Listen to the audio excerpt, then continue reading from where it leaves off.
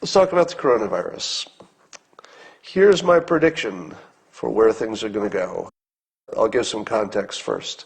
I asked the question online because it's scary that we don't all know the answer. Whatever stops the flu from getting everybody? Excuse me. Might be a few more of those sneezes coming. But what stops any flu, just a seasonal flu, what stops it from eventually affecting everyone? And then the second part I would say is, if nobody had ever told you there was anything called a coronavirus, and you just thought that everybody getting the flu were just getting regular flus, would you ever notice that the coronavirus had swept through the planet? And here's my prediction. At the moment, the best thing that the world can do for health is take a step back and close some factories, which closes all the supply lines. If supply lines stayed closed, there would be a massive depression in the world, and it would kill far more people than the virus. So here's the balance, and here's the basis of my prediction. At the moment, in the short term, the highest risk is the virus. In the medium term, which is, I'm just talking about a few months, in the medium term, the biggest risk of death will be the economy going bad.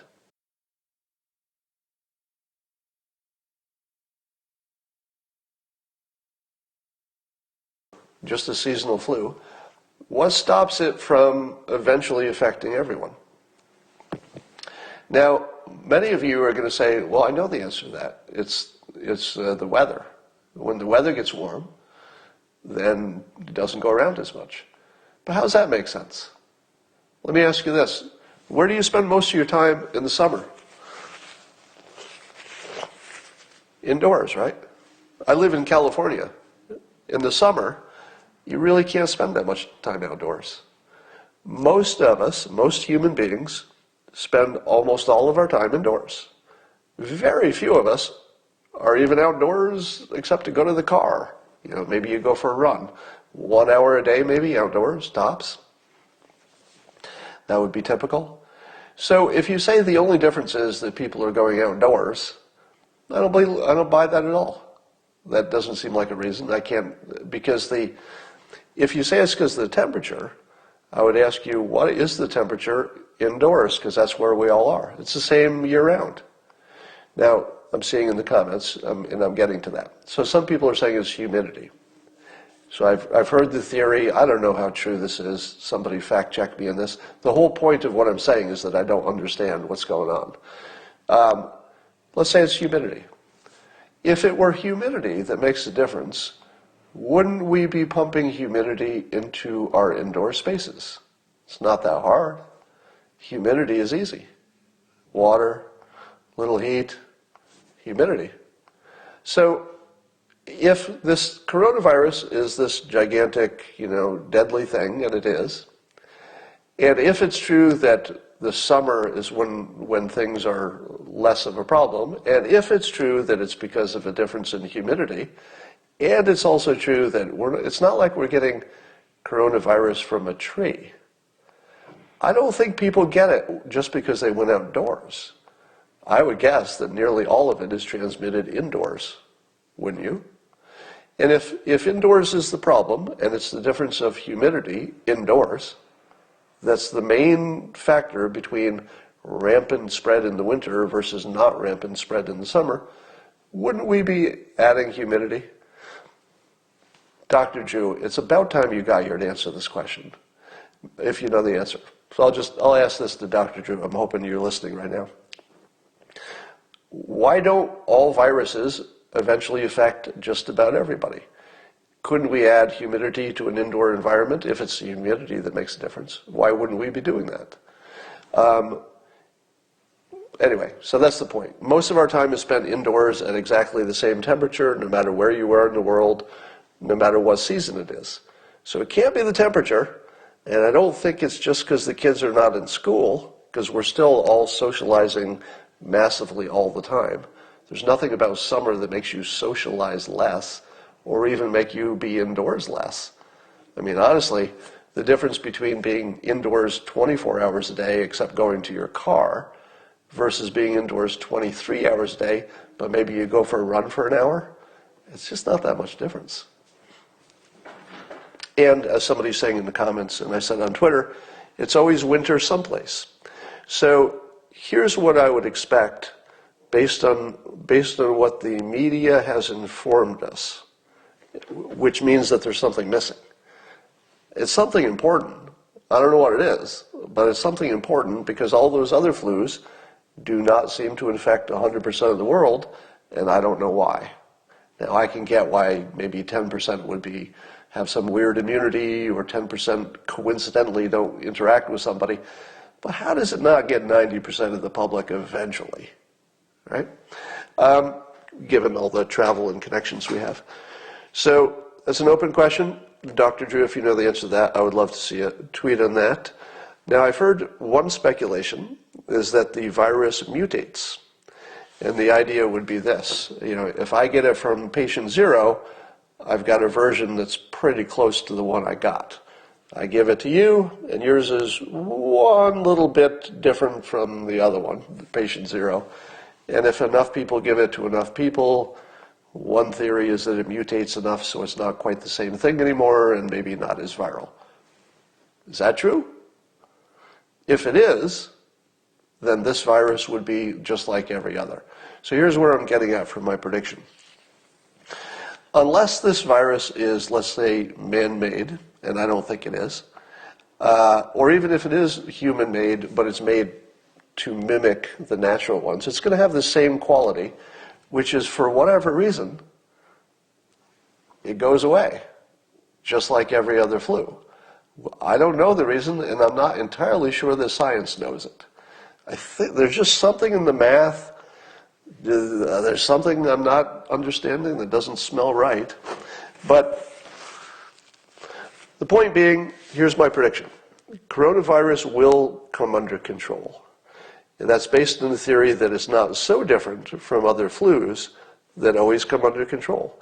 100% of every past bad flu has come under control. And that was before we had good medical treatment, etc. So, first part of the prediction is there will be an end to this. The most likely scenario is that it happens within the year. So that's the first good news. But the bigger issue is, and then the second part I would say is, if nobody had ever told you there was anything called a coronavirus, and you just thought that everybody getting the flu were just getting regular flus, would you ever notice that the coronavirus had swept through the planet? Now, if it's like Iran, where people seem to be dropping in the streets, well, yeah, you'd notice. The hospitals would be full, etc. If it's like the United States, and I don't know what the difference is, but so far it seems that it's not dropping people in the street. If it becomes like that, you're going to see that it just runs its course, and you wouldn't have even noticed if, let me put it this way, if the number of 80-year-old plus people that you know dying in a year went from 7 to 9, could you tell the difference? Well, it's a big difference to the people who died, obviously. But would you know the difference? I don't think you would. Because you don't know if 7 people you know over 80 were supposed to die that year, because that's when people die, or if it was a little extra. You actually wouldn't know. So there's a good chance that the coronavirus will just run its course. I do think people will die. So far, they all seem to be in that age where people are dying anyway. Not that that makes it better. And here's my prediction.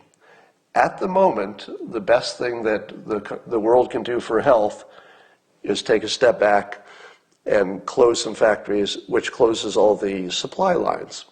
If supply lines stayed closed, there would be a massive depression in the world, and it would kill far more people than the virus. So here's the balance, and here's the basis of my prediction.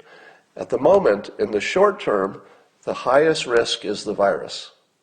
In the medium term, which is, I'm just talking about a few months, in the medium term, the biggest risk of death will be the economy going bad. There's a crossover coming, and it's just a few weeks away. The moment the biggest risk to the world is that the economy has crumbled because the supply lines fell apart, at that point, people will consciously make the decision to risk the virus to save the economy, because that's how you save the most lives. When the economy goes bad, people die. I mean, they die a lot. You know, people will starve. It will be massive dislocation and risk. So I think there's an inevitable crossover point where China is going to say, yep, if we open these factories, 2% plus of the people who go to work are going to die. But if we don't open the factories, 10% of our population will die. There's no contest. There's no contest. China will open the factories because it's the way to save the most people, even if 2% of them are guaranteed to die. Now, there's nothing to be happy about, right? But given that we've seen that mostly non-compromised people are recovering, what I expect is that the factories will open, but not until the people who have been checked out to be older or may have some underlying illness, they might be relocated. In other words, there might be some special consideration for people who are a certain age or have any kind of underlying condition. They probably wouldn't go back to work. You have to keep them safe. But if you're 30 and you're in good shape and you're Chinese, and the worst case for getting the flu is probably a few days off of work, a couple weeks off of work, I think the factory is going to open. When that happens, your stock market will zoom, of course. All right. Does anybody disagree with that? I think we're in the 8 weeks away from the supply lines being reopened, and we can probably get by for 8 weeks. We probably have a month of supply for everything. There's probably a month where things will be rough, but we'll still figure it out, and then I think we'll be back in action. That's what I think. So yeah, there's a report that they're sending the Uyghurs to work in the factories. And unfortunately, that might be part of the recovery, which is just the worst thing in the world. Somebody says, if I can't work even at home, I can't pay my mortgage. That is correct. And that's why you will see people going to work and risking the virus, because it will be a smaller risk than risking the economy. So, does that feel like good news? Because there's really no chance that the economy will go to depression because the risk is going to flip. It's just that obvious.